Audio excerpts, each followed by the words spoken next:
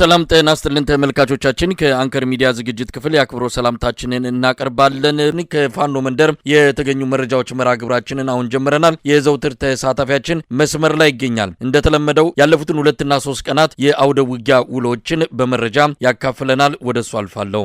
መሳይ በጣም አመሰግናለሁ። ፋኖ ማሸነፍ እችላለሁ ብሎ አስቦ በተንቀሳቀሰባቸው አካባቢ ምናልባትም ቢጫና ቀይ ቀለም የተቀቡትን ብቻ ሳይሆን የጦር ኃይሌ ከፍተኛ ቦታ ይዟል፣ እነዚህን ቦታዎች ሊነቀንቀኝ አይችልም ብሎ ባሰበባቸው አካባቢዎች የፋኖ ኃይሎች አፍንጫውን በመምታት ቦታዎችን እየተቆጣጠሩ ነው የሚገኙት። በዛሬው ዕለት እንኳን ብንመለከት መሳይ በራያ ግንባር በተደረገ ተጋድሎ ያገዛዙ ጦሮች ግማሽ ቀን ውጊያ ነው የተደመሰሱ። በዚህ በራያ ግንባር በተደረገው ውጊያ 22 ወታደሮች መማረካቸው፣ የቀረው ወታደር ደግሞ ከአካባቢው መሸሽን ሲሸሽም ተበትኖ በርካታ ቆስለው መንገድ ላይ እንደተገኙና የጦር መሳሪያዎች እንደተማረኩ ነው መረጃው የደረሰኝ። በሰሜን ወሎ ዞን በራያ ቆቦ ወረዳ የአማራ ፋኖ ብሔራዊ ንቅናቄ ወሎ ቤቱ አማራ ምኒልክ ዕዝ ከሌሊቱ 10 ሰዓት ጀምሮ የ102ኛ ኮር በአራት አቅጣጫ ከአገዛዙ ሰራዊት ጋር ትንቅንቅ በማድረግ አኩሪ ገድል መፈጸሙን አስታውቀዋል። የ12ኛ ክፍለ ጦር ቃኝ በአገዛዙ ጦር ላይ ማጥቃት በማድረግ ከፍተኛ ቁጥር ያለው ሰራዊት በመደምሰስ 22ቱንም መማረክ መቻሉን አስታውቋል። የአገዛዙ ሰራዊት አባላት ተማርከዋል። በአውደ ውጊያው የሻለቃና የሻምበል አመራሮችን ጨምሮ በርካታ የጦር አባላት እንደተደመሰሱም አያይዘው ጠቅሰዋል። እንግዲህ የ102ኛ ኮር አካል የሆነችው 65ኛ ክፍለ ጦር ሙሉ ኃይሏን በማስጠጋት በተለምዶ ዋርካ መንደር በተባለው አካባቢ ጮቢበር በሞርተርና በድሽቃ ተኩስ በመክፈት ለእግረኛው ኃይል ሽፋን በመስጠት በዚሁ በቀጠለው ትንቅንቅ የ65ኛ ክፍለ ጦር መካናይዝድ በሞርተር 82 ኢላማዎችን የጠበቀ ድብደባ በመፈጸም በአገዛዙ ጦር ላይ ከፍተኛ ኪሳራ ማድረሳቸውን አስታውቀዋል። በተደረገው ውጊያም 16 ክላሽንኮቭ መሳሪያ መማረክ ችሏል። 632 የክላሽ ተተኳሽ ጥይት መማረክ ችሏል። 695 የመትረጊስ ጥይት መማረክ ችሏል። 274 የድሽቃ ጥይት፣ 23 የክላሽ መጋዝን፣ 74 ወታደራዊ ሻንጣ፣ 52 የዝናብ ልብስ፣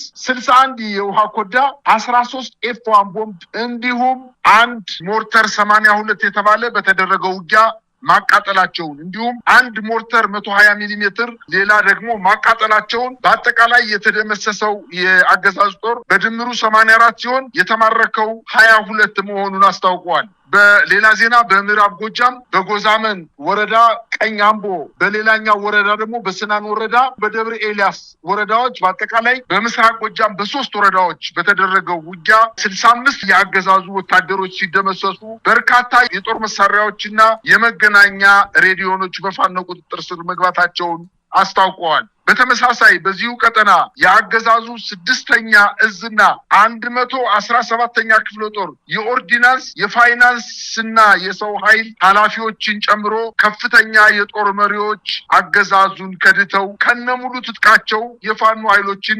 መቀላቀላቸውን አስታውቋል። ቴዎድሮስ ዕዝ በሁሉም ግንባሮች እያደረገ ባለው ተጋድሎ በተለይ ከውጊያ ቀጠና በዘለለ በርካታ የአገዛዝ ጦር ስናይፐሮችን፣ ድሽቃዎችንና ሞርተሮችን ተቀናጀው ሁኔታ አመራሮችን ጨምሮ የፋኖ ኃይሎችን እየተቀላቀሉ እንደሆነ ነው መረጃዎች የሚያመላክቱት። ዛሬ ማምሻውን በባህር ዳር ዙሪያ ወረዳ የፋኖ ኃይሎችን 1 የአገዛዙ ጦር 1 ስናይፐር 2 ጥቁር ክላሽ በመያዝ የፋኖ ኃይሎችን መቀላቀሉ ነው መረጃዎች የሚያመላክቱት። ወደ ሸዋ ስንሄድ የፋኖ ኃይሎች በበርካታ ቦታዎች ጥቃቶች ሲፈጽሙ ውለዋል። የአማራ ፋኖ ብሔራዊ ንቅናቄ ሸዋ ጠቅላይ ግዛት አሳምነው ዕዝ የመሐመድ ቢሆነኝ ኮር እቴጌ ጣይቱ ክፍለ ጦር 3ኛ እና 4ኛ ሻለቆች ከደጃዝማች ተሰማ እርገጤ ክፍለ ጦር ጋር በጋራ በፈጸሙት ጥቃት 2 የሻለቃ መሪዎችን ጨምሮ ከ40 በላይ የአገዛዙ ጦር መደምሰሳቸውን አስታውቀዋል። የአገዛዙ ጦር ከደብረ ብርሃን በመነሳት መዳረሻውን አንኮበር ወረዳ አልዩ አምባ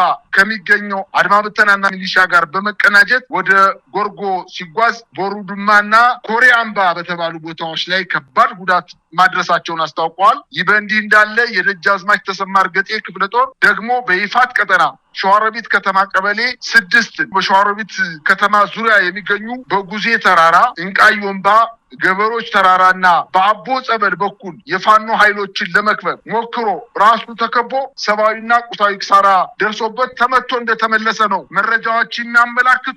በሰሜን ሸዋ የአገዛዙ ጦር ለማጥቃት በተንቀሳቀሰባቸው አካባቢዎች ራሱ ተከቦ ከባድ ጉዳት ደርሶበት እንደተመለሰ፣ በተለይ ከሞጃና ወደራ ዋና ከተማ ሰላ ድንጋይ ከተማ ተነስቶ ወደ ሳሲት ሲጓዝ የአጼ አምደ ጽዮን ክፍለ ጦር በ104ኛ ኮማንዶ ክፍለ ጦር ከጥምር ኃይሉ ጋር በደረሰበት ከባድ ምት ፊላገነት፣ አምባ በርሱማ፣ አይሶፊና በሸጋ ገበያና እንዲሁም በእምቧይ ገበያ በተባሉ ቦታዎች ላይ በደረሰበት ማጥቃት ራሱ ተበትኖ ወደኋላ መመለሱን ነው መረጃዎች የሚያመላክቱት። በጣም አመሰግናለሁ። እንደተለመደው የተለያዩ አካባቢዎች የተካሄዱ የህልውና ተጋድሎችን የተመለከተ መረጃ ነው ያካፈልከን። ለነበረን ቆይታ አመሰግናለሁ። መልካም ቀን። እኔም አመሰግናለሁ መሳይ።